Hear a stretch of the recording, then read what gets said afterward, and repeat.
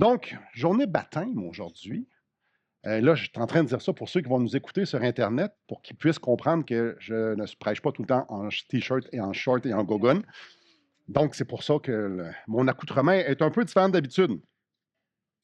On est dans Marc 7, on continue notre pèlerinage, notre étude de l'Évangile de Marc. Et ce matin, on arrive à un texte, un long texte, qui est, qui interpelle. Pour moi, ça m'interpelle beaucoup. Et on va être d'accord, tout est une question de perspective dans la vie. Pour certains d'entre vous, je suis une grande personne. Je parle de hauteur aussi. Pour certaines personnes, peut-être même vont dire, Simon, il est costaud. Mais quand mon frère est venu l'année passée, vous avez compris que c'est une question de perspective, parce que pour lui, je suis petit puis je suis plutôt frêle. Tout est une question de perspective. Pensez au petit garçon de 6 ans qui sort de sa pratique de hockey, puis Wayne Gretzky est là, puis ça va voir Wayne Gretzky, puis il dit, hey, je suis bon, hein? Ouais, ouais, ça dépend à qui tu te compares, le grand. Là. Question de perspective. Il y a tellement de niveaux, dans tellement de circonstances. C'est vrai. À un moment donné, je parlais à un pédophile. Excusez, la de tomber un petit peu plus lourd. Hein?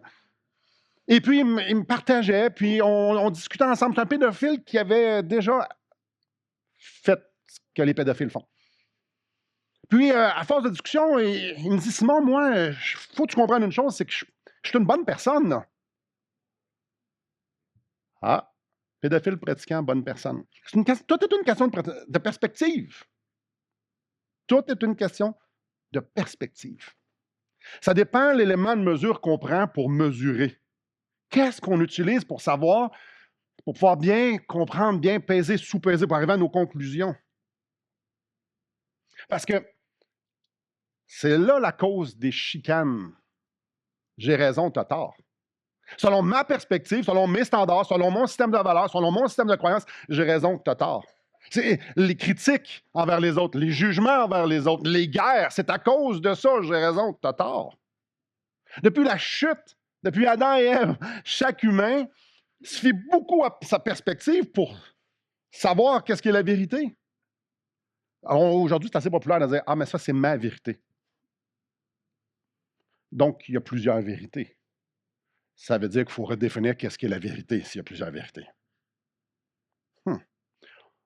L'être humain aime croire que ce qu'il perçoit, c'est la bonne chose, s'il y a une bonne analyse. Et le texte qu'on va étudier ce matin va parler de ça. Plus précisément, dans notre texte, on va voir du monde, on va voir des gens, qu'eux autres placent une très grande importance à la pureté. Très, très, très grande importance à la pureté. Comme on va voir, ben, l'élément qui mesure, qui prennent pour mesurer s'ils sont purs ou non, ouais, ça amène à des drôles de conclusions, ou aux mauvaises conclusions plutôt. On va avoir d'un côté des chefs religieux qui sont convaincus qu'eux autres, ils l'ont l'affaire.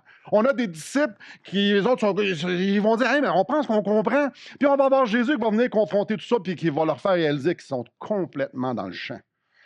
Marc utilise cette histoire-là dans l'Évangile, dans son Évangile, pour que ses lecteurs, pour que nous, on ait une juste vision de nous-mêmes, qu'on soit capable de prendre un peu de distance avec nos perspectives puis qu'on puisse se voir avec une perspective qui est beaucoup plus objective qu'on va voir aujourd'hui. Et parce que lorsqu'on voit qui nous sommes avec un peu plus d'objectivité, ça se peut qu'on va regarder les autres d'une façon différente. Alors, chapitre 7 de Marc, on est au verset 1. Les pharisiens et quelques scribes venus de Jérusalem s'assemblèrent auprès de Jésus. Ils virent quelques-uns de ses disciples prendre leur repas avec des mains impures, c'est-à-dire non lavées. Or, les pharisiens et tous les Juifs ne mangeaient pas sans s'être lavés soigneusement les mains, conformément à la tradition des anciens. Et quand ils reviennent à la place publique, ils ne mangent qu'après s'être purifiés. Ils ont encore beaucoup d'autres observances traditionnelles, comme le lavage des coupes, des cruches, des vases d'airain. Et les pharisiens et les scribes lui demandèrent « Pourquoi tes disciples ne suivent-ils pas la tradition des anciens, mais prennent-ils le repas avec des mains impures? » On comprend, il faut comprendre d'emblée, là, tout de suite en partant, que ce n'est pas n'importe qui sont là. Chaque ville avait des chefs religieux. Il y en a qui avaient des pharisiens, des scribes. Mais ici, ça nous dit que c'est des pharisiens et des scribes de Jérusalem, la capitale religieuse. Donc, c'est l'élite de l'élite de l'élite du peuple d'Israël qui sont là.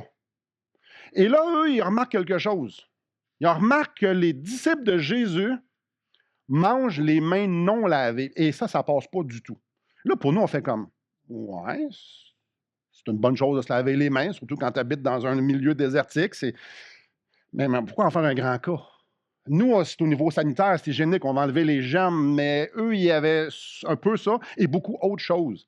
Au verset 3, je le relis, on lit « Or, les pharisiens et tous les Juifs ne mangeaient pas sans s'être lavés soigneusement les mains, conformément à la tradition des anciens. » La tradition des anciens disait quelque chose à propos du lavage de mains, donc on va le faire. Mais c'est quoi ça, la tradition des anciens?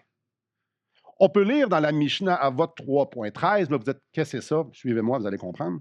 Que la tradition des anciens, c'est une clôture autour de la loi. Ça, c'est une citation. C'est une clôture autour de la loi de Dieu.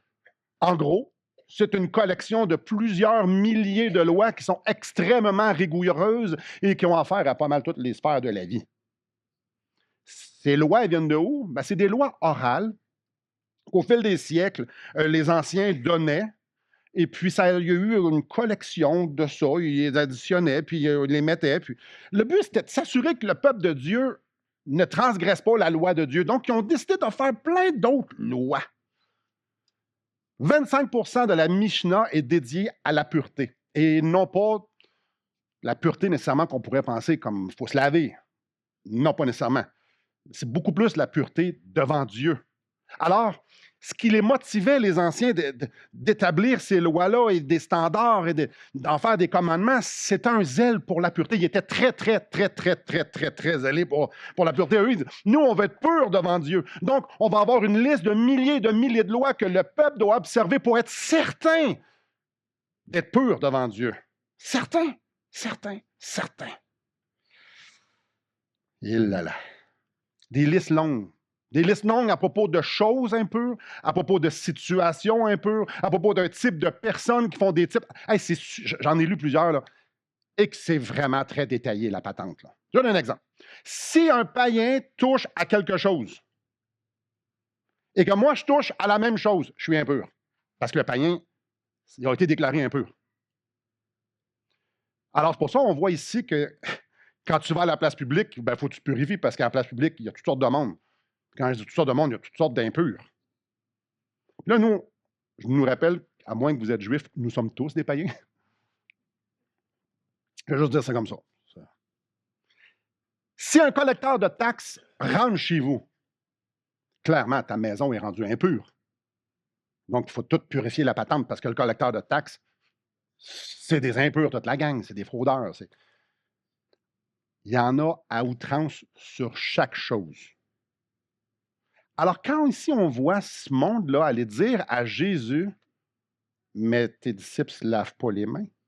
Eux autres sont en train de faire les calculs. Un peu, Jésus, toi, tu te dis maître, tu es un enseignant, tu as des disciples, et tes disciples ne se lavent pas les mains. C'est une question de pureté, là, pureté devant Dieu. Ah, ouais, sérieux? Il y a une profonde, profonde, profonde arrogance. Tu te dis un envoyé de Dieu, puis tes disciples ne se lavent pas les mains selon la tradition des anciens. Donc, tu es un envoyé de Dieu, tu es un maître, puis tu n'en as rien à faire de la pureté. Il là là. Beaucoup d'arrogance. Je relis le verset 5.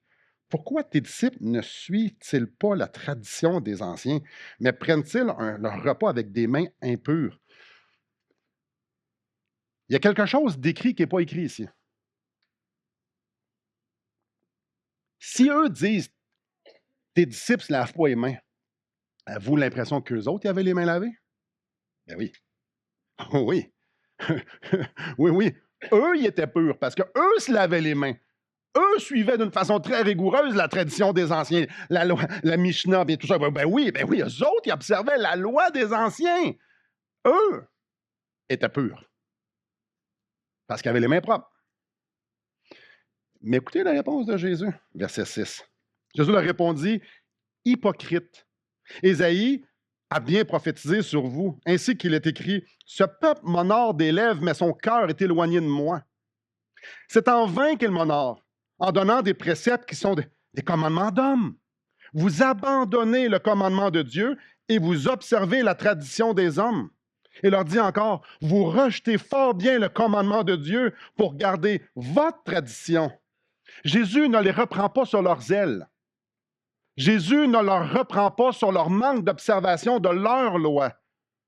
Jésus ne les reprend pas sur leur manque de sincérité. Non, parce que ça, il l'avait vraiment. Il est plutôt en train de les reprendre, de dire, mais vous donnez autorité à la tradition des hommes. Hein? La tradition des hommes, vous donnez de l'autorité à ça? Donc, votre élément pour mesurer votre pureté devant Dieu, c'est des lois d'hommes. Attends un peu, tu prends des lois d'hommes pour mesurer ta pureté devant Dieu. Hein? Jésus est cinglant. Peu importe à quel point tu es pur selon la loi des hommes, Dieu n'a rien à faire. Peu importe si tu es bon, si tu es zélé, si tu es sincère à accomplir toutes les lois d'hommes, ça vaut, mais absolument rien. Elle est là, leur hypocrisie. Parce qu'on lit ce texte-là, puis au verset 6, c'est important de dire, mais sont hypocrites, pourquoi? Sont-ils hypocrites parce qu'ils ne le font pas? Non, non, non, non. Non, non, pas du tout. Non, parce qu'ils sont hypocrites parce qu'eux veulent faire quelque chose de mieux. Il va faire quelque chose de mieux que la loi de Dieu, mieux que ce que Dieu demande. Et on l'a lu, ils ont abandonné et rejeté la parole de Dieu pour suivre leur religion, leur loi, leurs préceptes, leurs commandements. Ça, c'est des mots durs, là. Abandonner et rejeter la parole de Dieu. C'est Jésus qui utilise ces mots-là pour leur dire, quand tu suis des règles d'homme, tu rejettes la parole de Dieu. Quand tu mets plus d'autorité aux règles d'homme que Dieu, et là, il va donner un autre exemple d'hypocrisie au verset 10. Car Moïse a dit, honore ton père et ta mère, et celui qui maudira son père et sa mère sera puni de mort. Mais vous dites, si un homme dit à son père ou à sa mère ce dont j'aurais besoin, j'aurais pu te citer est corban, c'est-à-dire une offrande à Dieu, vous ne laissez plus rien faire pour son père et pour sa mère. Dieu a dit dans sa loi, dans les 10 commandements, t'honores ton père et ta mère. Et les anciens, à un moment donné, ont fait, ouais, mais attends un petit peu, là. Quand on fait une offrande à Dieu, c'est super important. Donc, ils ont établi une loi que si tu fais une offrande à Dieu, cette offrande-là ne peut pas servir à quelqu'un d'autre. Là, vous dites, hein? Corban. Vous irez lire ça, vous le googlerez, c'est très clair. Mais je vous donne un exemple. J'ai un champ. Puis ça me tente d'avoir les brebis, mettons. Ça me tente que ça profite à Bibi, à moi. Alors, je vais prendre mon champ puis je vais l'offrir à Dieu. Et tout ce qui va découler du champ ne peut pas être utilisé pour autre chose. Alors, je ne prendrai pas soin de mes parents. Alors, l'idée, c'est qu'on a des lois ici pour contourner la loi de Dieu. Dieu dit, honore ton père et ta mère. Ça, c'est la loi de Dieu. Eux ont fait, oui, mais si tu l'offres à Dieu, tu ne peux pas l'offrir à tes parents. Alors, on va l'offrir à Dieu, tu peux garder ton champ, mais ça va à Dieu. Ah ouais. Voyez-vous? Il y en avait des lois. On le lit au verset 4. Ils ont encore beaucoup d'autres observances traditionnelles. Et on va le lire au verset 13. Annulant ici la parole de Dieu par votre tradition que vous avez établie et vous faites beaucoup d'autres choses semblables. Voulant être plus pur que ce que Dieu te demande. Tu te fais des lois d'hommes, des traditions, pour te rassurer que tu es pur, parce que tu vas les suivre. Et ça sonne pas bien. Donc, tu te fais une belle religion, très rigoureuse, très, très, très, très, très rigoureuse. Avec des lois, puis les gens, il faut qu'ils suivent ces lois-là, donc il faut qu'ils suivent ta religion d'homme. Jésus leur dit, tu transgresses la loi si tu fais ça. Les pharisiens, les scribes, voulaient tellement être purs devant Dieu qu'ils suivaient leur religion, qu'ils suivaient leurs lois, des traditions à eux. Et ça, faire ça, c'est une transgression directe de la loi de Dieu. Observer des observances d'hommes, des commandements d'hommes, au-dessus de ceux de Dieu, c'est en effet transgresser la loi. Jésus est super clair au verset 6. Hypocrite. Ésaïe a bien prophétisé sur vous ainsi qu'il est écrit, « Ce peuple m'honore des lèvres, mais son peuple est éloigné de moi. » Vous êtes tous des impurs parce que vous n'êtes pas attachés à Dieu, vous êtes attachés à votre religion, à vos standards, à vos préceptes, à vos commandements, à tout ce que vous avez monté. Et vous êtes attachés à l'homme, mais vous n'êtes pas attachés à Dieu. À partir du verset 14, cette histoire ne se termine pas là. À partir du verset 14, il n'y a plus de mention des pharisiens et des scribes. Je ne suis pas en train de dire qu'ils n'étaient plus là. Je suis en train de dire il n'y a plus de mention. J'en fais lecture ici, le verset 14. Ensuite, ayant de nouveau appelé la foule à lui, il lui dit, « Écoutez-moi tous et comprenez. » Ah, j'aime ça. Parce qu'on pourrait lire le verset 1 à 13 puis faire comme, « Ouais, mais ça, c'était l'élite religieuse de Jérusalem. Combien d'entre nous ici sommes pharisiens ou scribes ou chefs religieux? » Ben, personne.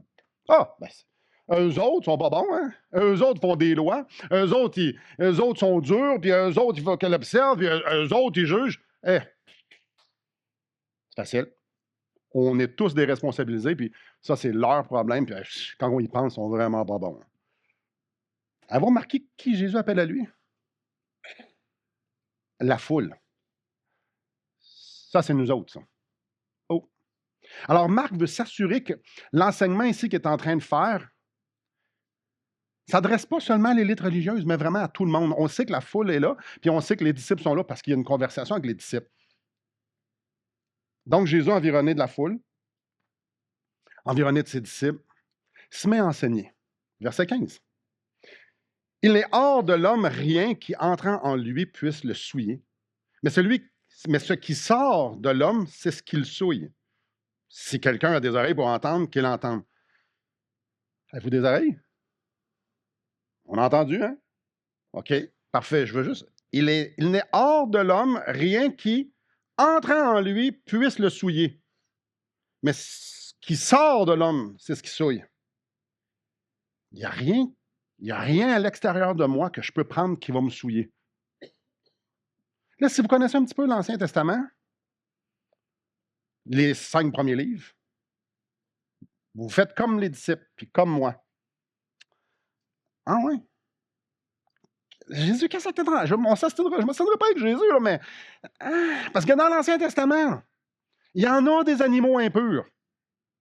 Il y en a des animaux impurs qu'on ne devrait pas manger.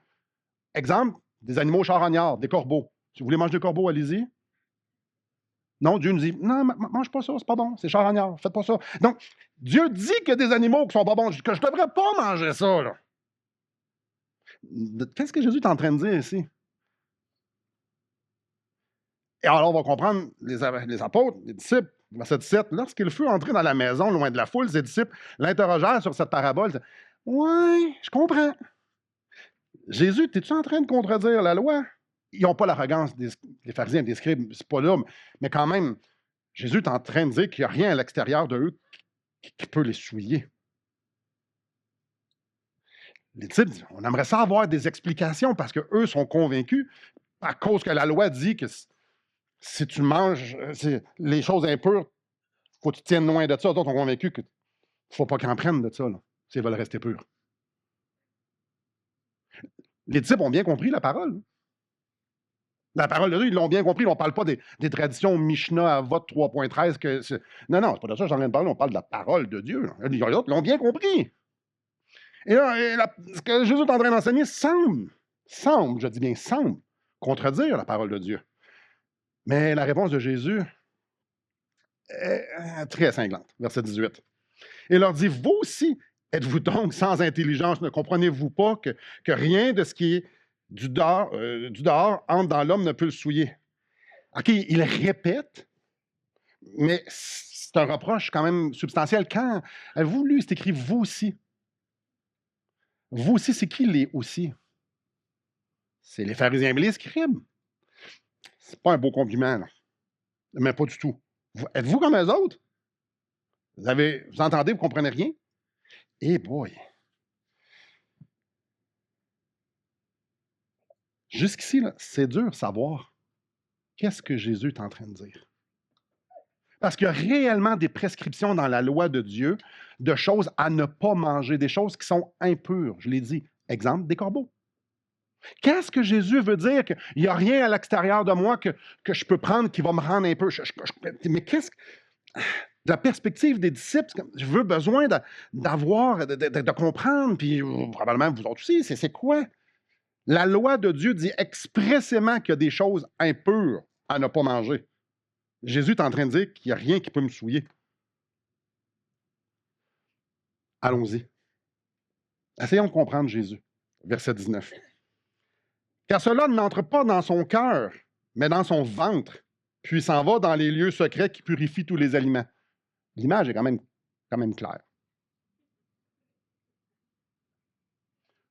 Pour nous, le cœur, en Occident, au Québec 2026, le cœur, c'est là que les émotions se passent. Si je vous demande comment ton cœur va, ça va bien. Le cœur, c'est vraiment, je vais dire à ma femme, tu es dans mon cœur. Ou une peine d'amour, on va dire, tu me brises le cœur. Émotion. Fait que nous, quand on a liqueur dans la Bible, on a émotion en tête. Ouais, dans notre culture, c'est ça, mais pas dans la leur. Il y a une petite différence. Pour eux, le cœur, ça veut dire la tour de contrôle de la vie. Donc, tout le processus spirituel, tout le processus intellectuel, c'est là que ça se fait. Nous, on fait plus référence à la tête. Eux utilisent le cœur. On veut dire la même chose. Donc, vous prenez vos décisions avec votre cœur ou avec votre tête? Avec votre tête. Alors, c'est juste une différence de mots, que la culture est un petit peu différente. Le cœur, c'est la tour contrôle de leur vie. Donc, ton identité, ton individualité, pour eux, ça se passe dans le cœur. Je ne sais pas pour vous, mais moi, j'ai compris ce que Jésus voulait dire. Peu importe ce que tu manges, ça n'affecte pas ton cœur.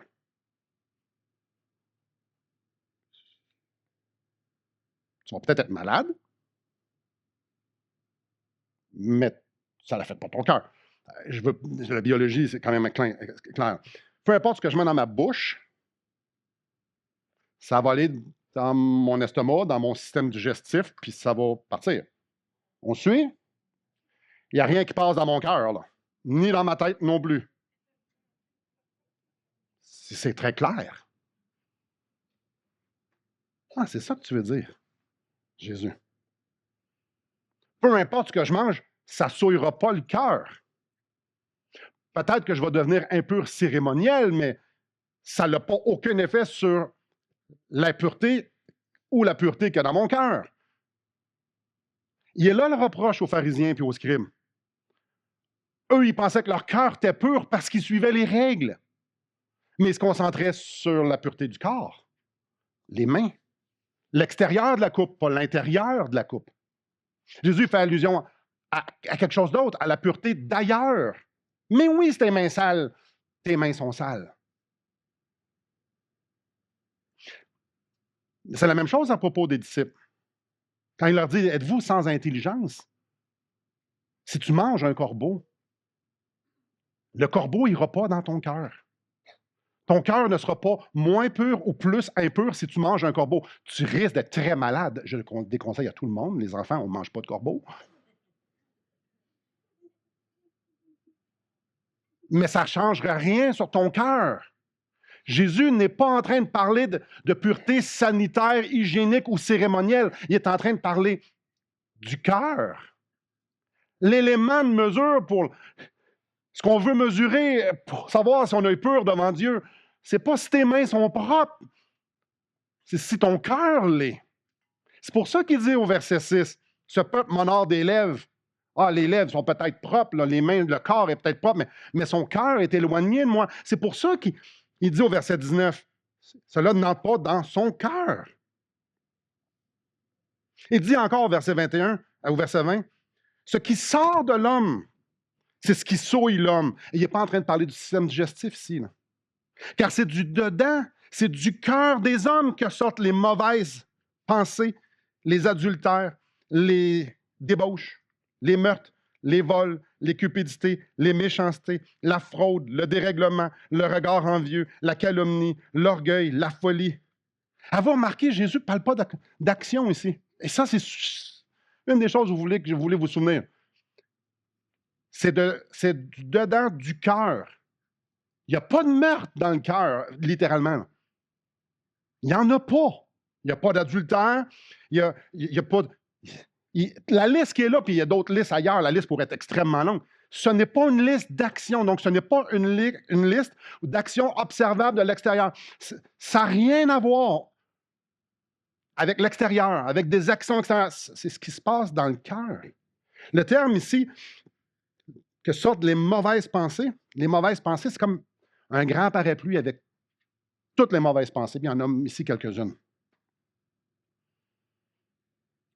Tu ne deviens pas impur quand tu fais ces choses-là. Non. Quand tu les penses. Ah, peut-être que tu tues personne. Ah, mais ici. Ah, peut-être que tu voles personne, mais ici. Peut-être que tu parles bien. Peut-être que tu es une bonne personne à l'extérieur. Mais ici, Jésus est en train de dire, il fallait la pureté du cœur. De la perspective de Dieu, la pureté, c'est une affaire de cœur. Donc, les pharisiens, les scribes, les disciples n'avaient absolument rien compris. Il y avait une longue liste, la longueur de la liste de loi ne changeait absolument rien à propos de leur cœur. C'est pas parce que tu ne manges pas de corbeau que tu es pur. C'est pas parce que tu ne fais pas telle ou telle chose que tu es pur. Non, Jésus est en train de dire, non, tu es impur. Même si tu fais des bonnes choses. Selon la perspective de Dieu, Dieu n'a rien à voir à faire avec la religion, avec les standards, avec les préceptes, avec le zèle à te conformer à quelconque système de valeurs ou quelconque système de croyance. Dieu n'a rien à voir là-dedans. Le cœur du problème, c'est le cœur. On jase, là. On est ici un matin, on prend notre temps. On jase. Depuis le début de l'humanité, on se fait des systèmes de croyances, des systèmes de valeurs.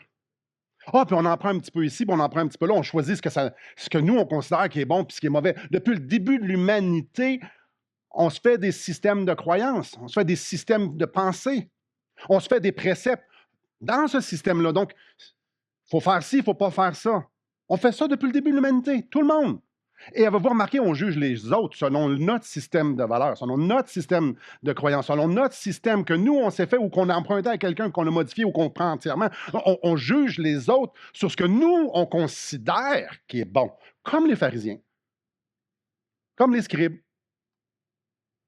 On se compare aux autres pour pouvoir s'évaluer. Parce que si je suis meilleur que toi, ça le dit, hein? Je suis meilleur que toi.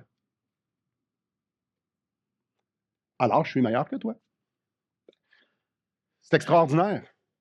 Il n'y a rien de mieux qu'avoir un système de valeurs où est-ce que je décide qu'est-ce qui est bon et qu'est-ce qui est mauvais. Il n'y a rien de mieux qu'avoir un système de valeurs ou un système de croyances ou un système tout court où est-ce que moi, je ne suis pas en bas de l'échelle. On veut se donner la valeur. Aujourd'hui, on appelle ça l'estime de soi. Et t'abîmes son estime de soi, il ne faut pas que tu fasses ça. Il faut faire attention à l'estime de soi, il faut faire attention à sa perception de lui-même. Oui. On a vraiment des mots pour ça aujourd'hui. Ma valeur est dans ce que je pense que je suis. Ça, c'est dans notre système de pensée moderne. On se fait des systèmes pour penser qu'on est des bonnes personnes. On va croire à un système pour se faire croire que nous sommes des bonnes personnes. Et c'est le même depuis C'est imminent depuis le début. Mais comme on a vu dans notre texte, Dieu a une autre perspective complètement de nous. Nous, on est tous dans la même soupe, puis lui est à l'extérieur de la soupe, puis il dit, « Ouais, j'ai une opinion là-dessus. Moi, je vois clair. Le Dieu éternel qui sait toutes choses depuis toujours, lui. » Ben, en fait, il nous le demande dans notre texte. Devant Dieu, selon sa perspective à lui, nous avons tous un cœur rempli de choses que la loi condamne. Sa loi condamne. Oh, mais moi, ma loi ne me condamne pas. C'est correct, tu respires son air, tu es sur sa terre, c'est lui le boss. Oh, ouais, mais moi, je ne crois pas en Dieu. C'est pas grave.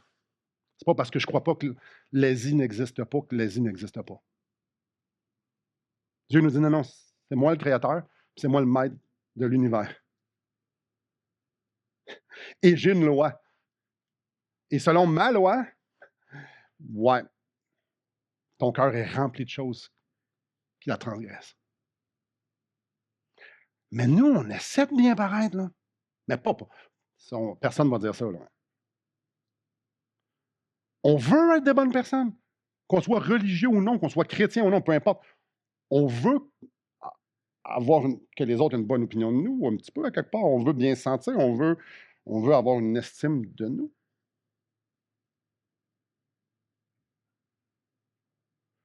Peu importe à quel point on essaie d'être des bonnes personnes selon n'importe quel système de valeurs qu'il y a, Jésus est en train de dire ce qui se passe dans ton cœur ne m'honore pas. Alors, que tu manges des corbeaux ou non, c'est pas ça qui traîne un peu. C'est ce qu'il y a dans ton cœur. Que tu fasses peu importe quelle religion ou peu importe ce que tu crois, peu importe ton système de valeurs, peu importe, ça n'a aucune importance. Ton cœur est rempli de choses qui ne m'honorent pas. Alors, la liste des standards des pharisiens puis des scribes qui avaient fait au fil des années, les anciens, la tradition, mais oui, bravo. Belle liste, bel effort. Hey, les bonnes actions des gens, les bonnes actions, mes bonnes actions, vos bonnes actions, les bonnes actions, ça ne change rien. Il n'y a rien qui se passe à l'extérieur qui peut avoir un impact sur ce qui est dans mon cœur. Mon cœur est impur. Parce qu'il y a des choses dans mon cœur qui n'honorent pas Dieu. Là, j'en entends parmi vous. Oui, mais je suis meilleur que toi, Simon. C'est une blague en passant. Ben, peut-être qu'il y en a qui le pensent, tant mieux. Là. Vous réécouterez le message. Peut-être que selon ta loi à toi, tu es meilleur que moi. Peut-être que selon ton système de valeurs à toi, tu es meilleur que moi. Peut-être que tu regardes Simon puis tu fais comme ben, je suis une bonne personne à comparer de lui. Peut-être que vous regardez la société et vous dites mais moi, je suis une bonne personne dans la société. Peut-être que vous regardez dans l'Église et vous dites mais moi, je suis un bon chrétien. Peut-être que vous dites regardez, mais moi, je ne suis pas aussi pire qu'elle puis que lui. Peut-être, mais devant Dieu, là. Devant Dieu. Chacun d'entre nous, chaque humain sur la terre, depuis toujours, a besoin d'un sauveur. Dieu nous dit, car tous ont péché et sont privés de ma gloire. Romains 3, 23.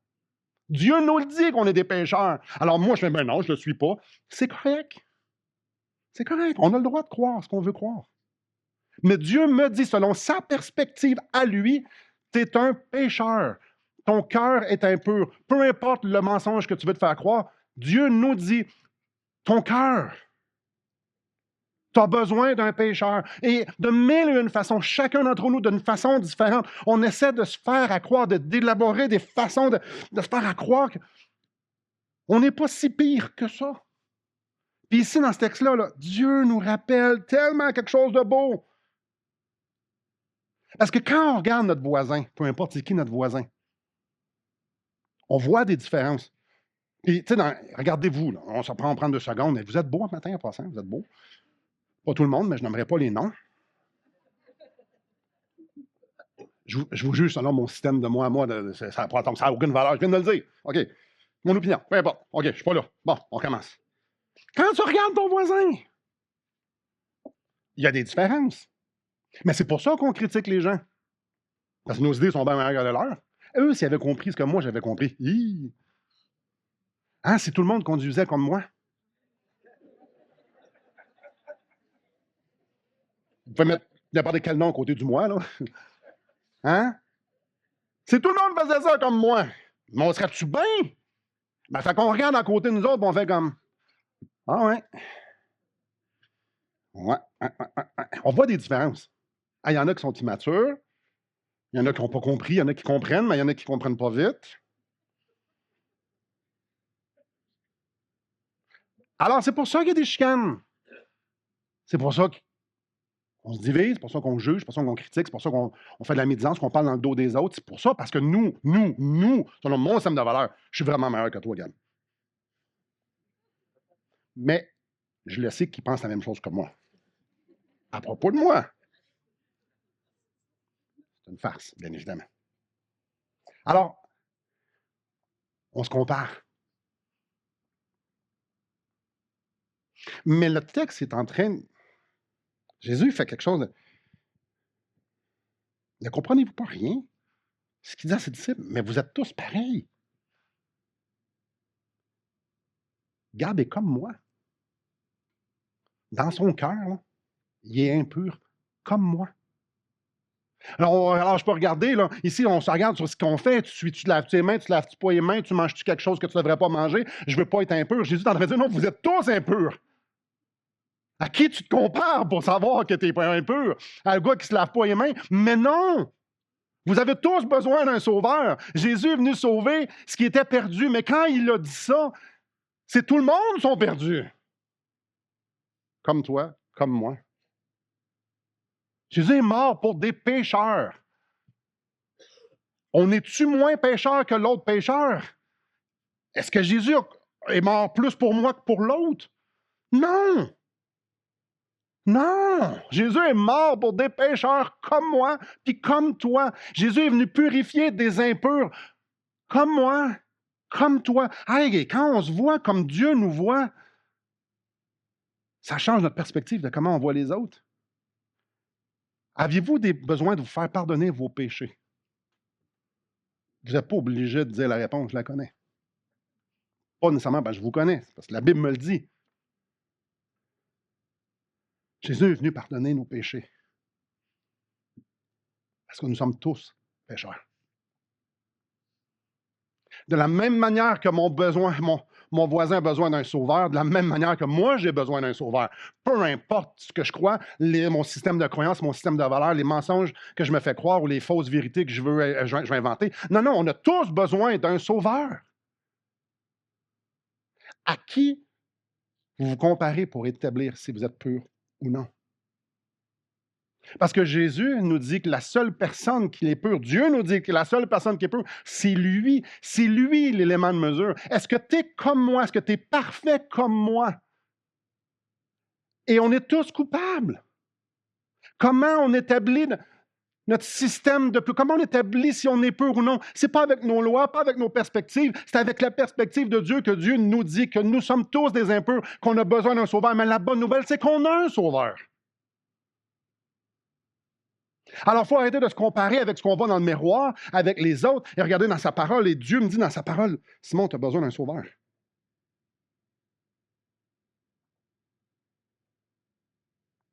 On n'est pas appelé à juger. On n'est pas appelé à se critiquer. On n'est pas appelé à se monter une religion pour faire en sorte que, pour dire que nous, on est capable, parce qu'on établit, on accomplit ces lois. Non, ça n'a rien à voir. C'est une question de cœur. Celui qui est pur de toute éternité s'est fait chair. Et d'une façon totalement injuste, parce qu'il n'a jamais péché de sa vie, il est mort sur une croix pour les impurs.